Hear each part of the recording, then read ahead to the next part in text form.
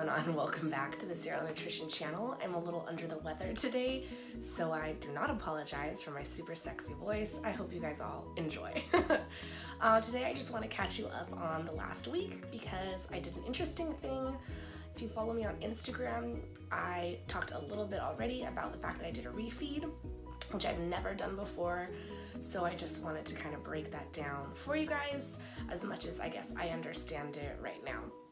So last week, the week leading up to Easter, I literally weighed in at 142.6 and 142.8 exclusively. If I did not weigh in at 142.6, I weighed in at 142.8.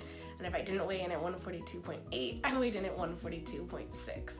Not a joke, this is not a drill. I only had 2 different weights last week, so it was very easy to figure out that my average weigh-in, or my average weight for the last week was 142.7.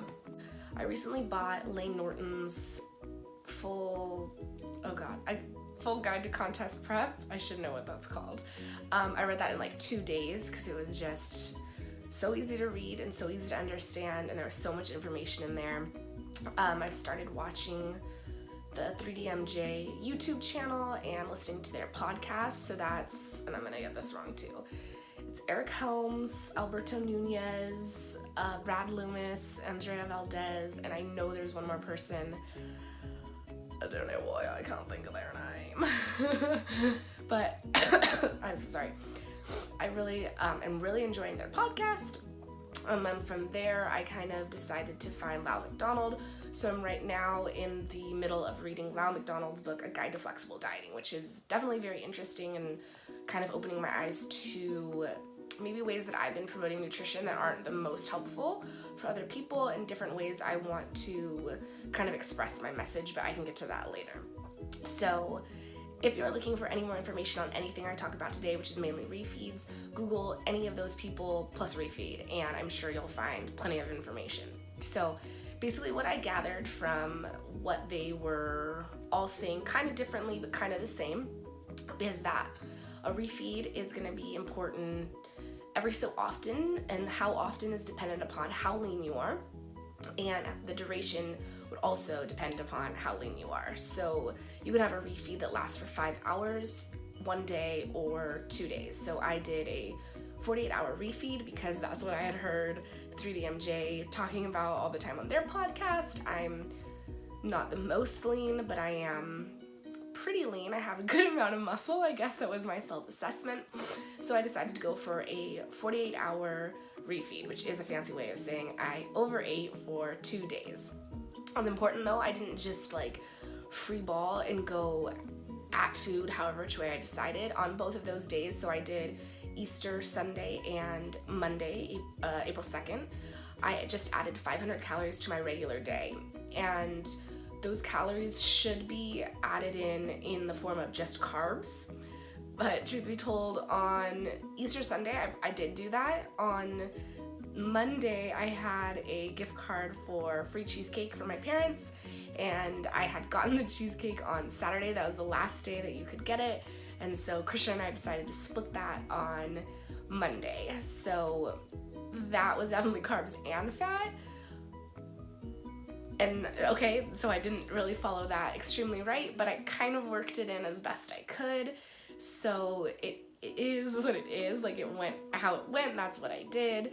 And I don't feel like I was held back because I did that. It's not something that I would try to do again. It's not like every single refeed I would want to have a piece of cheesecake. I would rather just get them in with carbs, but I had the cheesecake, I had a refeed. I guess I kind of took advantage, but again, I did keep calories in control, which I think is probably the most important. I didn't just decide I could have an all-out binge fest and then call it a refeed and wonder why my weight didn't drop. So again, my decision making was my weight was literally not changing. I had heard this from several authorities in the industry who were making sense that if you're dieting for a longer time, you're dieting harder and you're leaner, and maybe you're having plateaus that you want to skip or you want to push through, then a refeed would be a good option. So I just decided to give it a try. When I did, I also had, I believe, like 14 days until Kelsey's wedding. Right now, I want to say there's like 8.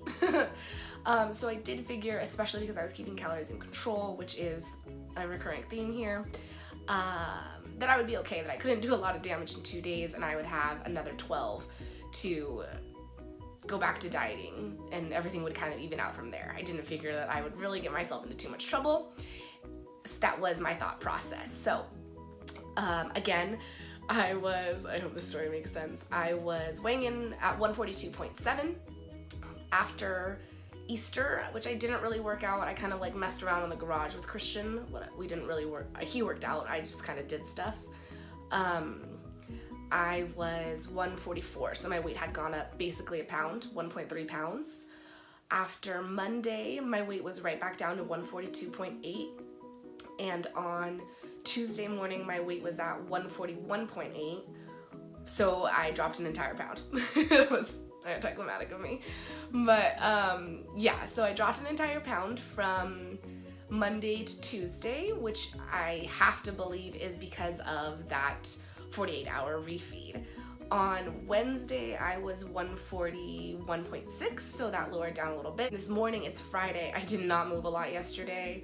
I did a lot of work. I got a massage, but I'm obviously not feeling well. I didn't move a lot, so this morning I was 142. Not really a big deal, but just a little bit different than what I was experiencing last week, where all the weights were the same. So that was my experience with a refeed. I think going forward, I'd like to try those maybe like every 10 days. Again, focusing more on getting the calories in through carbs, but definitely going to be reading more about this. My understanding so far is it's some sort of super compensation, but I can't understand the like psychological benefits of taking a planned break from your diet, because then when it is a part of the break, when the break is a part of the diet, I'm not sick, I feel great. Then you feel like you have control over that break, and so it's very easy for you to come back to the diet. When things just go wild, we have a tendency to say, well then, F it all.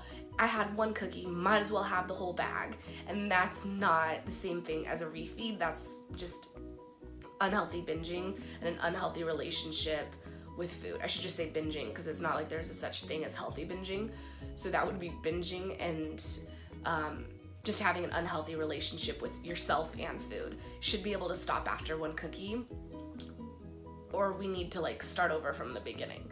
But again, that's like a whole nother video still. Okay, so also it should help restore, sorry, I'm so all over the place. A 2-day refeed like that should help restore hormones a little bit. So you've got leptin, ghrelin, peptide YY, insulin, and probably a couple others that are very affected from dieting. So typically when you eat food, you release leptin, which tells you are full. You also release peptide YY, which is in proportion to how many calories you just took in that one meal. So if you had a 300 calorie meal or a 500 calorie meal, you would release more peptide YY from the 500 calorie meal, which should just be satiety, fullness, decreased cravings, that sort of thing. When we start to diet, however, leptin, ghrelin, peptide YY, they don't like that, so they don't regulate in the same way. And when we're dieting, obviously we're eating less, but myself right now, I'm eating on average 1,700 calories a day. That's not nothing, so I shouldn't be so hungry all of the time, but because I am in a caloric deficit and have been for 6 weeks, I guess, by the time I took the refeed, my hormones can get a little off. And I guess the leaner you are, the idea would be the sooner they can get off. So the sooner or the more frequent you would use refeeds. Honestly, hard to say how that really worked for me because I've been sick. I haven't really been hungry since that refeed, but again, I'm sick, so it could just be related to that. I don't know, but I would definitely try again and see how that goes, see how it goes a little bit differently, if anything else. Yeah, but I would really encourage you, I'll try to link in the description box, 3DMJ podcast, YouTube, Layne Norton's book, and Lau McDonald's A Guide to Flexible Dieting. And I'll probably be reading his other diet books too that I can't think of right now because it's Friday morning at 6:30 a.m. Okay, I think that is all for this time.